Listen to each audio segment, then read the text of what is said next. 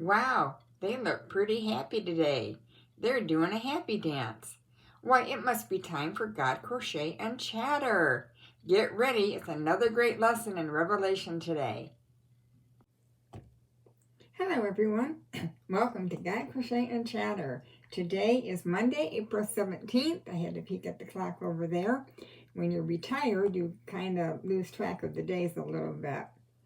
Well, it's been a bit since I've been on. I had my colonoscopy done, I believe, last Thursday. Everything went well. The doctor said there's no immediate surgery needed, if ever. That was fantastic news.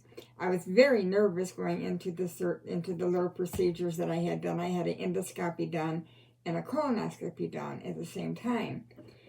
And, of course, I was crying a little bit. The doctor came around. He held my hand. He talked to me. And then when I got into the room where they performed this procedure, the doctor came around and he talked to me and held my hand some more and talked me through it. And he said I have to come back in 3 years. And he wants me to be on a probiotic, which he gave me Benefil, which is a high fiber, like I believe like Metamucil. I think that's what it's called. It bulks up your stool, I guess. It's a powder. I have 2 teaspoons of that every day. He wants me to drink 1 gallon of water a day. That's a lot of water to get in during one day, but I'm doing 1/2 gallon. That's pretty good. So yeah, everything's good in that department. Ron and I decided to go on a diet. We both want to lose 20 pounds. So that's going well. I got lots of fruits and vegetables and chicken and got all kind of fresh produce in my refrigerator. That helps when we're prepared. So that's what's going on. I will talk to you more after we do our study in Revelation. Yes, we are going through the book of Revelation verse by verse. The last time I came on, we did verse 2 and 3. And just to get us to kind of remember what was going on a little bit, then we're going to dive into verse 4. Well, in verse 2 or 3, Jesus talks about he was the one who holds the 7 stars in his right hand, who walks in the midst of the 7 golden lampstands. Of course, we are studying the letter to the book of Ephesus. And Jesus tells them, I know your works, your labor, your patience, and that you cannot bear those who are evil. And you have tested those who say they are apostles and are not, and have found them liars. And you have preserved and have patience, and have labored for my name's sake, and have not become weary. You have preserved and have patience, and have labored for my name's sake, and not become weary. Wow, that was very well done, yes. But today, there's one thing, kind of an important thing. Jesus says in verse 4, and this is chapter 2, verse 4, Nevertheless, I have this against you, that you have left your first love. So, I like the way Jesus built them up first, but then kind of segued in there and said, you're good and you've done these things, but you've left your first love. So let's see what that means, losing the first love. Nevertheless, I have this against you. Jesus used a sobering word, nevertheless, which means, despite all that, despite everything you've done, Jesus took into full account all the good in the Ephesian church. Yet, despite all that, he had something against them. Nevertheless means that all the good in the Ephesian church did not cancel out the bad Jesus is about to describe. You have left your first love. Despite all the good in the Ephesian church, there is something seriously wrong. They have left, not lost, their first love. They had once had a love that they don't have anymore. This can be described as a definite and sad departure. The distinction between leaving and losing is important. Something can be lost quite by accident, but leaving is a deliberate act, though it may not happen suddenly. As well, when we lose something, we don't know where to find it. But when we leave something, we know where to find it. Once they had left their first love, everything looked great on the outside. And how often is that true? Things can look great on the outside. You look at a couple going down the street. Wow, they must have a wonderful family life. Look at the kids playing and laughing. Well, we don't know what's going on behind the scenes.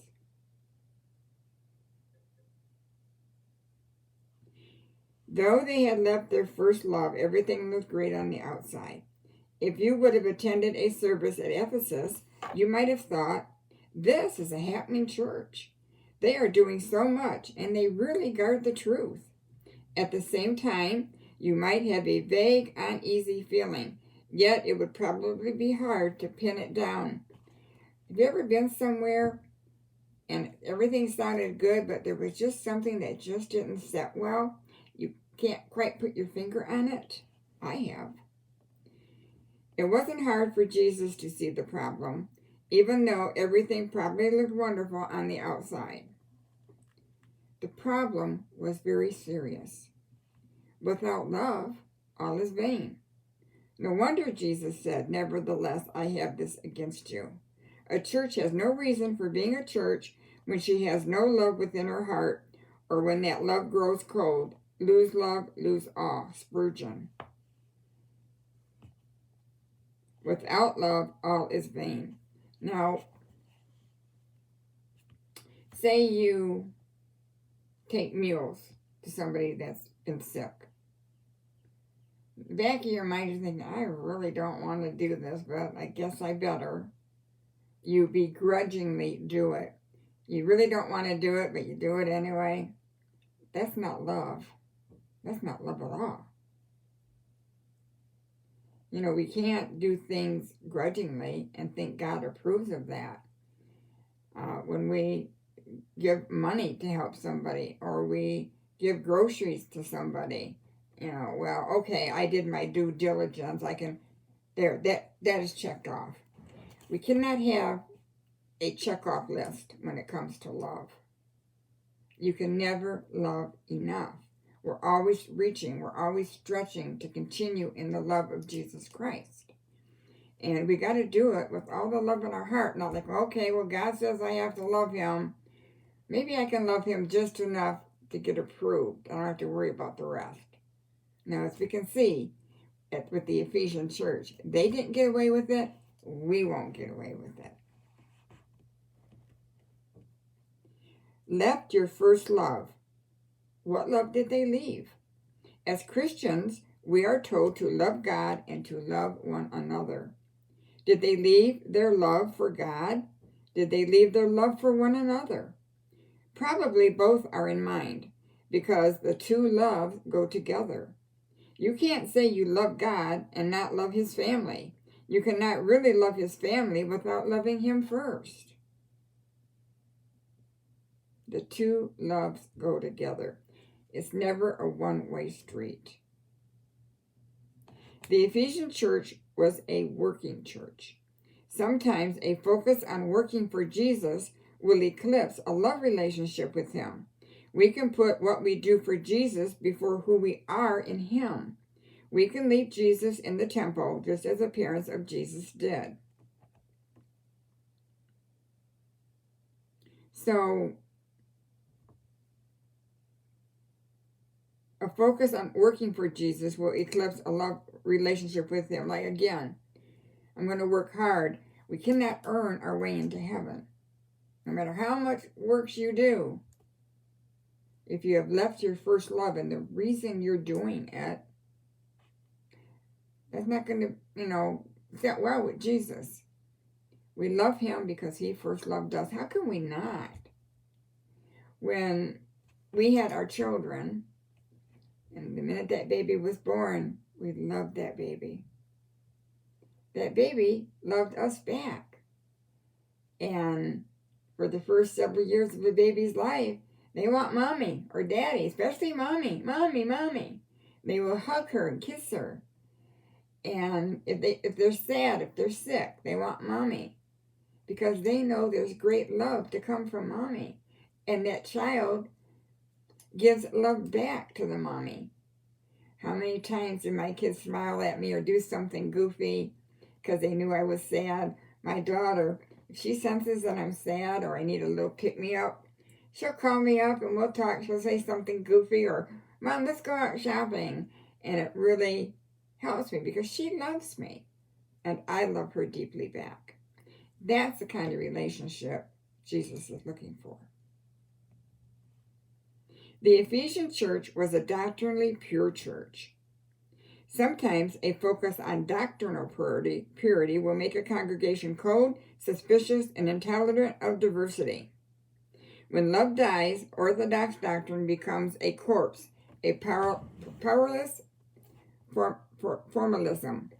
Adhesion to the truth sours into bigotry when the sweetness and light of love to Jesus depart. Spurgeon. Now, if a church gets caught up on ritual too much, and they don't do it out of love for the people, and everything just becomes a ritual, okay, I have to light a candle, I have to say so many prayers, now we got to do this, and we got to do that, and we got to keep with those traditions, and pretty soon, we become like the Pharisees. They put on a big show, but love wasn't at the heart of it. And they did things just to, look at me, look at me, look how much I love the Lord. And they were a brood of vipers. A couple that has been married for a long time doesn't always have the same thrill of excitement they had when they first dated. That is to be expected and is fine. If that excitement has matured into a deep love, that makes it even better than the first love. Now, this is a brilliant analogy. When Ron and I first got married, those stages of meeting each other, going out to dinner, movies, getting to know one another, as that progressed, we fell in love. But how that love has grown over the past almost 11 years. We have loved each other more and more each day, and we wonder, how can that be? But when my husband loves me, he takes care of me, he encourages me, he helps me around the house. When I love him, I never put my man down in front of other people. I never say bad things behind his back. I respect him. I try to be a Proverbs 31 woman. My husband tries to be the husband that loves me as Christ loves the church. That is the love back and forth relationship that we have. And that's the kind of relationship that Jesus wants us to have, that God wants us to have. We have to have that love and let that love grow and grow. Otherwise, have you lost your first love? You're not so eager anymore to please. You're sad and depressed. You're just in a mess.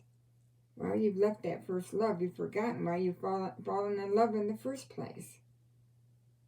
Sometimes it's good to think back of our testimony and just think about, I know where I was at, what I was doing. I remember going forward in the church. I remember being baptized. And I love Jesus. And my love has grown through the past, 30-some years. That's what love is. There is nothing wrong with that initial excitement or wanting it to remain or be restored. When we are in our first love, what would we do for Christ? How little will we do? When we were in our first love, what will we do for Christ? Now, how little will we do? Some of the actions which we performed when we were young Christians, but just converted, when we look back upon them, seem to have been wild and like idle tales. Wow. All right. When we next meet, we are going to discuss, I think we'll do verse 5. Yes.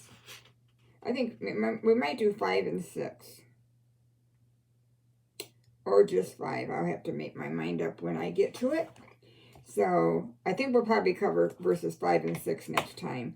Because in this book, that's kind of how it's broken up. Sometimes they'll take one verse, sometimes they'll take 2. Very, very good. So, seek the best for one another just as I have loved you. Seek the best. Good, better, best. Never let it rest till your good is better and your better is best. Good, better, best. And if you live with that thought in your mind every day, you're going to develop such a close relationship with Jesus that it would be a love that you would never want to leave or depart from or just get by on. No. I want the whole kit and caboodle. I want you to love me just as much as I love you, to the point to where I would lay down my life for you. The Bible says the person that lays his life down for another, that's a great thing. Blessed is he who lays down his life for one another. I think that's how it goes. But, yeah. Can you imagine? Or Jesus, the greatest love he had, he laid down his life for us. He took that burden of sin. That was a huge sacrifice. That is what love is. It's sacrificial. All right, everyone. That's it for today on God, Crochet, and Chatter. Now, again, the format is, I wrote it down, Monday, Wednesdays, and Fridays. Of course, we're doing our verse-by-verse study in Revelation. Sometimes we do 1, sometimes we do 2 verses at a time. Tuesdays and Thursdays, we're doing our devotionals. And on Saturday, WIPs, works in progress, that is, yarn, talk about yarn, or finished objects. I did get a few things done, but that's coming on Saturday. So every Saturday, I will come on and show you what I've made for the week, show you some yarn that I have, talk about the yarn a little bit, and I think that would be very good. And that will help me do more during the week to make sure I take time out for me to enjoy my crafts. Sometimes we get so busy, we forget the things that we really love to do, and they get put aside because we get so busy. Well, I am really starting to refocus now on that. Now, one more thing I want to tell you. I got to call in to the surgical nurse to see if I can get my knee surgery scheduled. It will be at least a month out, maybe a month and a half. I got to see if my one MRI rather, that they did to get a picture of my knee and the model made that's still usable. I found out when I was going to the grocery stores, I was using one of those scooter trucks.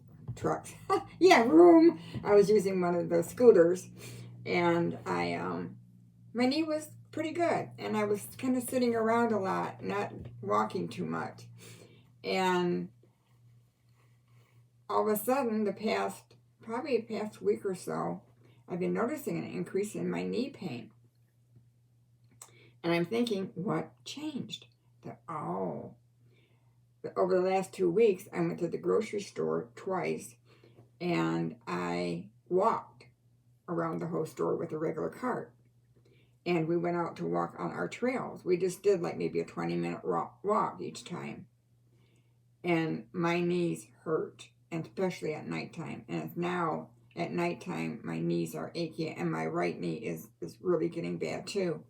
So I figured, well, you know what? I think I'm going to try to get this surgery done. Now that I know that my bowel is okay, and that's getting under control, I think I'm going to go ahead and get it done so that now that it's summer, I can get outside and walk more, because I know they want you to walk a lot after this surgery once you are able to get up and start walking. So that way, even if I walk outside, we got a straight shot. I got to go up a few stairs, but I'll be able to have a bigger area to walk and walk back. And then as time goes on, just increase that amount. So I think that will be beneficial. I can get that taken care of, and just hopefully losing this weight. I weighed 169, and today I weighed 166. So I will update you on my progress on that. Give myself accountability. I really need to lose this 20 pounds. I feel better when I'm at around 135 to 145, but I want to get down maybe to 135 to 140. I'll know when I get there if I want to move on. I'm not doing anything special in this diet. I'm eating chicken, fruits, vegetables. I'm eating chicken, lean red meat. I have that twice a week. I'm doing portion control. I'm drinking my half a gallon of liquid a day. We're trying to walk every day. And just kind of, I gave a lot of junk food and stuff to my neighbor. And I figured, okay, I'm not going to watch myself spiral up 10 pounds more, 10 pounds more, 10 pounds more. Before you know it, well, for me, I would be at 190 pounds just like that. It's very easy to put on weight. Not so much taking it off. It's not as easy, but we'll get there. All right, everyone, this has been 21 minutes, and I'm so glad that you spent a portion of your day with me, that we got to chit-chat a little bit, study in Revelation, and just spend that time together. It means so much to me. All right, you take care. Lord willing, I'll be back on tomorrow with the devotional. Take care. Bye-bye.